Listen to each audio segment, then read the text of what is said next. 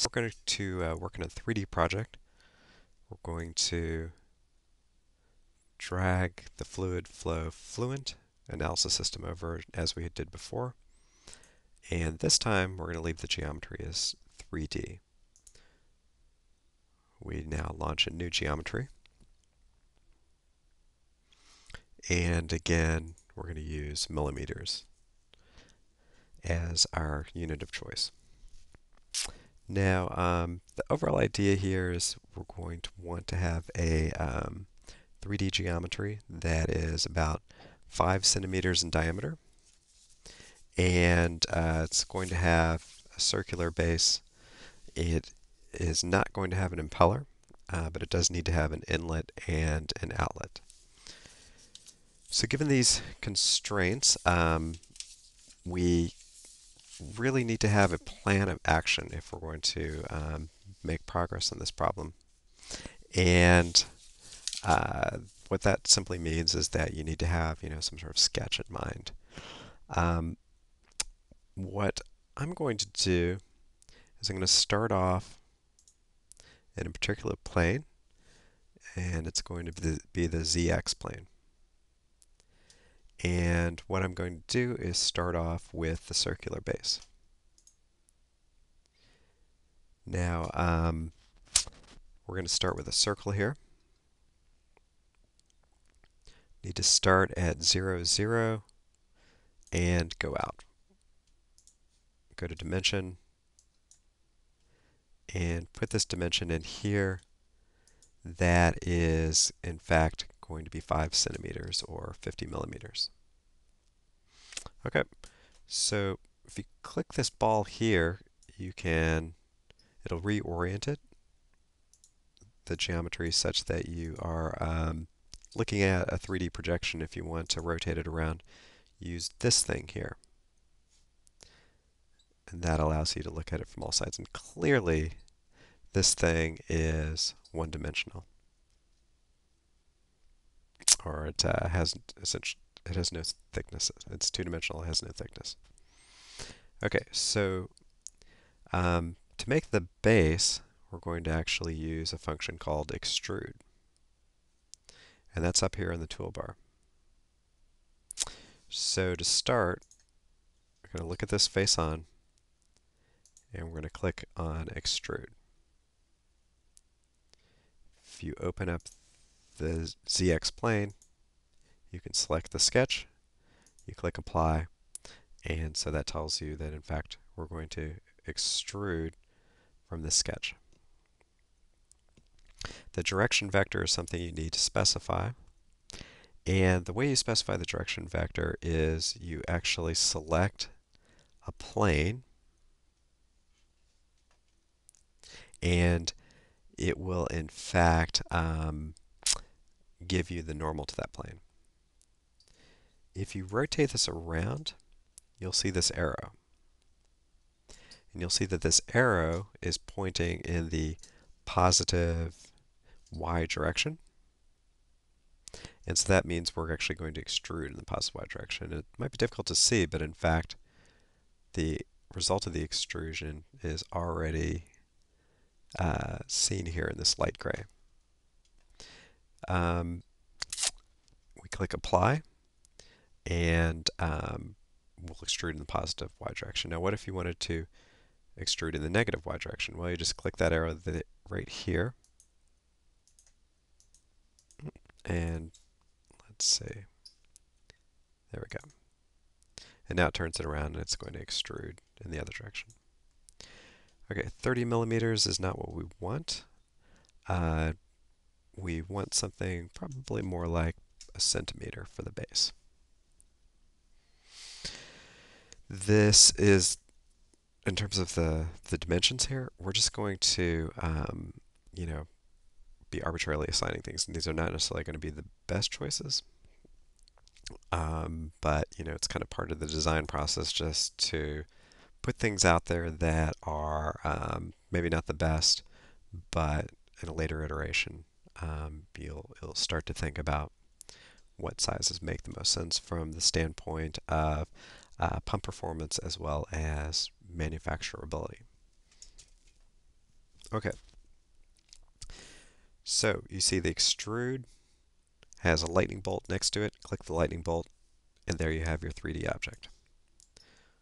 You can rotate that around and look at it. And in fact, if you look under here, there's one part and one body, and it's the solid. You click on that, and you've now selected the whole solid. Okay, so that's pretty good. The next step is going to be to put the exit on, or the outlet. And the outlet's going to be coming out the side here. And so the way that we're going to put that on is we're going to actually start off with a square that is inside here, or along this line, and then we're going to extrude it out in this direction. We know that we want the outlet to be 1 centimeter high, and we don't really know how deep, but we'll say 1 centimeter. So what that means is that we want to have a square drawn somewhere about here.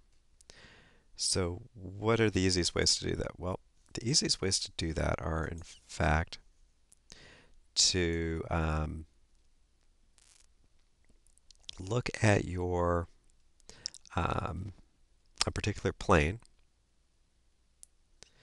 and then produce a new or a new set of planes based on that. So right now we're looking at the XY plane, or sorry, XZ plane. Nope, that's ZY plane. Okay, ZY plane. There we go. And if you look up here, the ZY plane is selected because we clicked on it. You click this, and now you've got a new plane that is coincident with the XY plane. And what we're going to do is we're going to move the origin of this new plane, plane 4, over to the edge of our geometry. And the way that we do that is we do a transform. And so we're going to transform based off of the z-axis, and we need to move it 25 millimeters.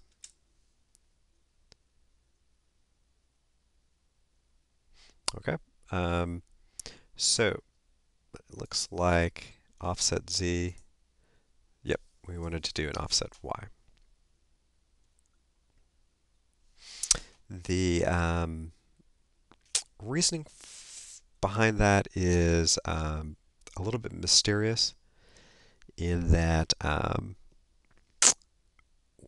instead of that offset z moving it into the direction we wanted, it was actually the offset y that worked. And that has something to do with the difference in orientation of the triad here versus what's shown on the screen here. I think it's a bug. I don't entirely understand it.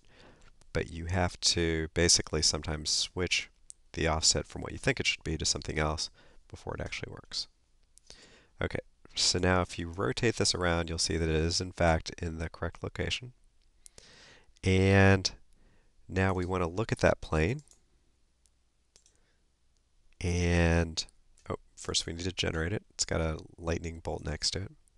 We want to look at that plane, and then we want to draw a square within that plane. So we go to Sketching, Rectangle, start from 0, 0 in this coordinate system, and that would be 1 centimeter, and close enough. Go to Dimension, pull that out, click, do the same right here, and now let's make that exactly 10 millimeters. Okay, let's rotate this all around. And what you see is, yes, it is contained within the base. So the next step is to extrude that. So go back to modeling, open up plane 4 and select sketch 2, click extrude, and click apply. And now sketch 2 is there, and in fact you should be able to see this gray outline there. So it's only extruding 10 millimeters because that's the distance that we did last time, but we probably would want more. Okay, let's just say that it's going to be 30 millimeters. Actually, let's make it 25.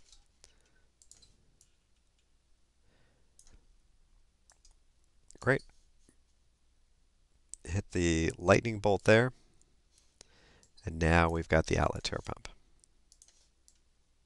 Okay, we'll stop there and start on the next video.